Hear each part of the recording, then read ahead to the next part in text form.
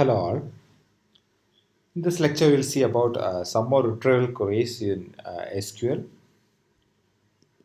So this is the outline of this lecture. We will see tables as sets in SQL, then how to eliminate duplicates when we query something, and also we'll see some set operations, substring pattern matching, and also applying arithmetic operators in query, and ordering of tuples. So tables as sets in SQL. So usually SQL treats a table not as a set but rather as a multi-set. So what do you mean by this multi-set? So in multi-set, duplicate tuples can appear more than once in a table and also in the result of a query. So there will be a duplicate rows in the query, rows in the table, and when we query something, usually in SQL, those duplicate tuples or duplicate rows will also be listed. That is why it is known as multi-set. So actually in the case of set, duplicate tuples will be eliminated. But in the case of SQL, duplicate tuples won't be eliminated. So it will also be displayed when we query something. So SQL does not automatically eliminate this duplicate tuples in the results. So duplicate elimination, because duplicate elimination is an expensive operation in SQL, because you have to find, you have to order all those tuples, and you have to see which all elements are duplicates, then you have to remove those duplicates. So it is an expensive operation. And in some cases, you may want to see those duplicate tuples in the result of the query. So that is why SQL does not automatically eliminate these duplicate tuples. So how to eliminate this duplicate tuples when we query some operations? So if you do want to eliminate this duplicate tuples from the result of an SQL query, we have to use the keyword distinct. So distinct keyword will be used to eliminate this duplicate tuples. So for example, retrieve the salary of every employee. So if you want to retrieve the salary of every employee, then you can write this query: select all salary from employee, then all the salaries will be displayed. So if you can see that there are duplicate tuples. This 25,000 here, it is a duplicate. We have 325,000 because three employees have the same salary, 25,000. So these three are actually duplicate. So we want to show only unique salary values. Then we have to use the distinct keyword. So if you want to retrieve all the distinct salary value, you have to use the keyword select distinct salary from employee. Then all this 25,000, only one 25,000 will be there the result. So this is known as this is the use of this distinct keyword. So we can eliminate duplicate tuples if we use this distinct keyword. In SQL, we have set operations also. So we have already seen the different set operations in relational algebra. That is union, set difference. Here it is known as except. Instead of difference, it is called except. And also set intersection is there. We call it as intersect operations in C. And in some versions, it is also known as minus. Instead of set difference, it is also known as minus. Except is also known as minus. Okay, so union, except, and intersect operations are there. In the case of set operations, duplicate tuples are eliminated from the results. Okay, so that's a point to note. When you do this set operations in SQL, these duplicate tuples will be eliminated. So we'll see an example for union. You need not go into all these set operations. I'll just show an example for an union operation. So if you want to make a list of all project numbers for projects that involve an employee whose last name is Smith, either as a worker or as a manager of the department that controls the project. So actually it is union of two tables, union of two relations, because we have to list employees, we have to list all the project numbers for projects that involve employee whose last name is Smith, either as a worker. So we have to list all the workers. That is one table. And another one table will be there which lists all the managers with last name Smith. Then what we have to do is we have to join both these tables, or we have to do the union operation of these two tables. So you will see that query. So this is one query. So select distinct. We are using the keyword distinct, P number, from project, department, employee, all these three tables should be there, because we have to find the project numbers, then we have to find the department, and also we have to find the employee, because name is there in employee, where dnum equal to d number and manager ssn equal to ssn and last name equal to Smith. Then you will get all the project numbers with this thing. Then next thing, so we will get with this query, you will get all the projects which are managed by that Smith. Okay, the projects which are managed by Smith. Then you have to find the uh, projects which are working under, that is employee whose last Smith is there in that project. So you have to use another query. This is the query for that. Select distinct project number from project works on employee, where P number equal to P num, ESSN equal to SSN, and last name equal to Smith. Now this is one table and this is another table. So we have to do the union of these two relations. Only one column will be there, that is P number. Here also the column is P number, so it is union compatible. So we will take the union of these two tables, then you will get the result. So this is where you can do this union operation. Okay, similarly there is intersect operation, then also difference, minus or except operation is there. Then another thing in SQL query is substring pattern matching.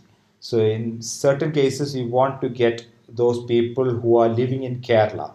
So those people who are living in Kerala will have Kerala in the address label or in the address field. So it is a substring. Kerala is just a substring in that thing. So if you want to match that substring, we have some operation in SQL. We use the like comparison operator. So like comparison operator is used for string pattern matching. So in order to match some strings, we can use the like operator. So we have two operators for this like comparison. One is percentage.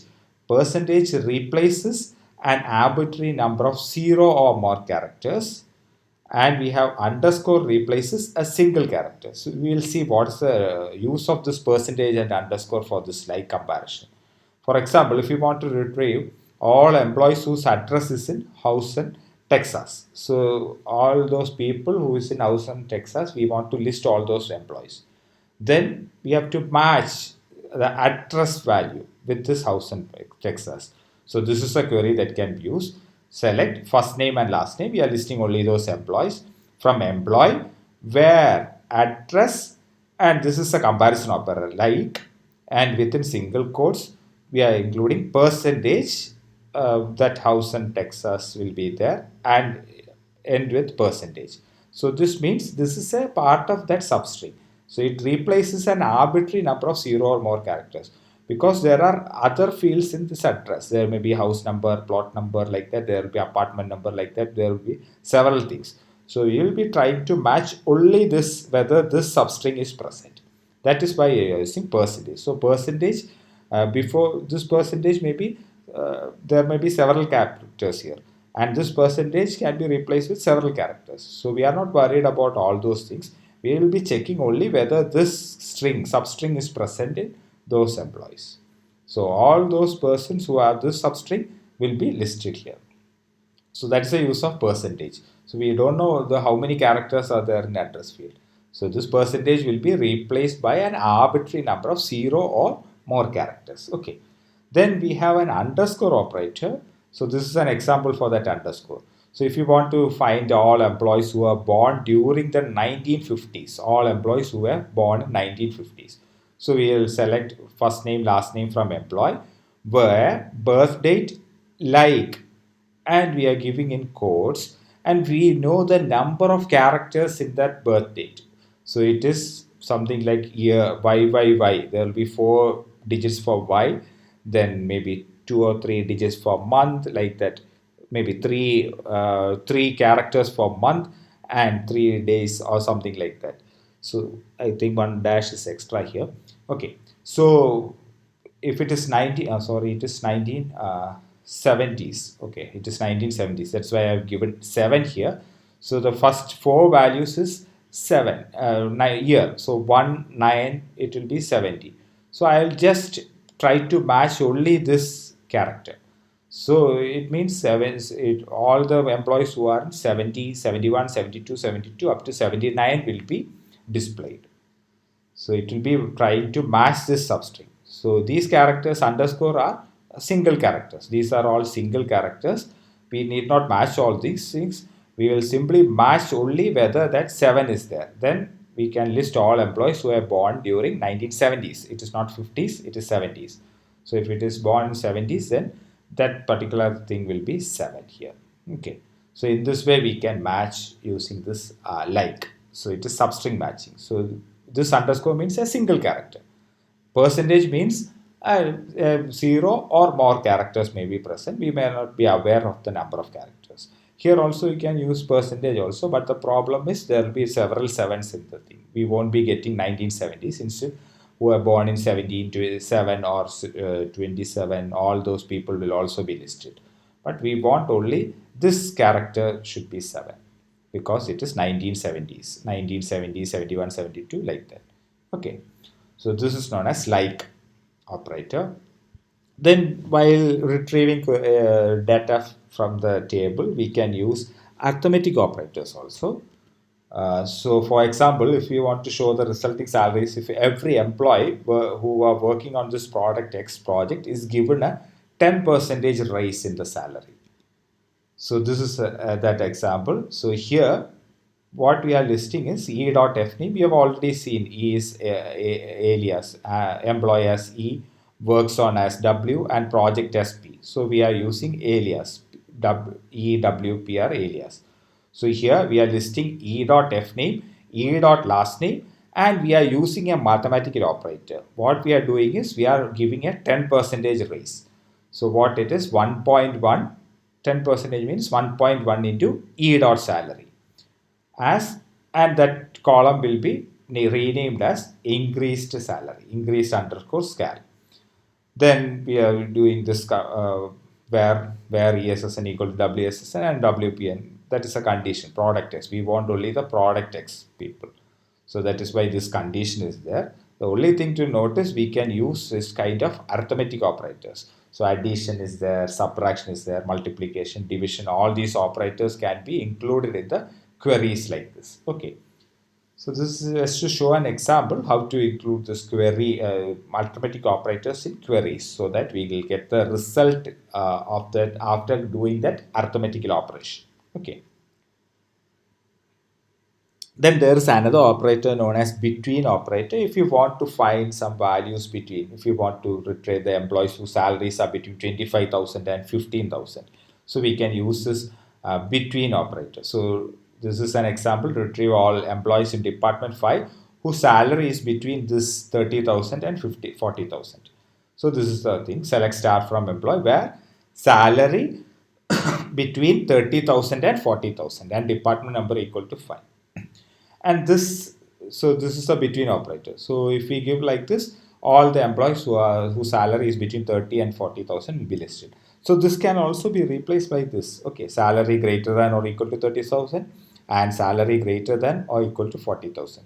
So we can replace this brackets using this also. Okay, this condition also. This is same, but we can use the same thing using between operator. It is not necessary that you should use between. You can also write like this also. Okay. Then ordering of query results. So if you want to order the tuples, when you get the result, it will be some table. And if you want to order that table, if you want to order the table based on ascending order, maybe names should be sorted or the department numbers should be sorted. For that also, it is also possible when you do this query. So for example, if you want to retrieve a list of employees and the projects they are working on, ordered by, we need to order by department first. After ordering it by department, and within each department we have to order alphabetically by last name, and then after that alphabetically by first name. So if there is department number 1, 2, 3, 4, 5 is there, first you have to list department number 1. Then inside the department number 1, you have to sort alphabetically the last name. All the employees' last name should be sorted. After that, you have to sort the first name based on that first name. So for that, we require another clause that should be added. So this is a query, d.dname, e dot, this are all these things will be listed, and these are aliases that we are using. Then here, this we are using another clause here. Additionally, select from where all those things are same before we have studied all these things. Here, we will be using another clause, order by. So d dot d name. So it will be ordered by department name first.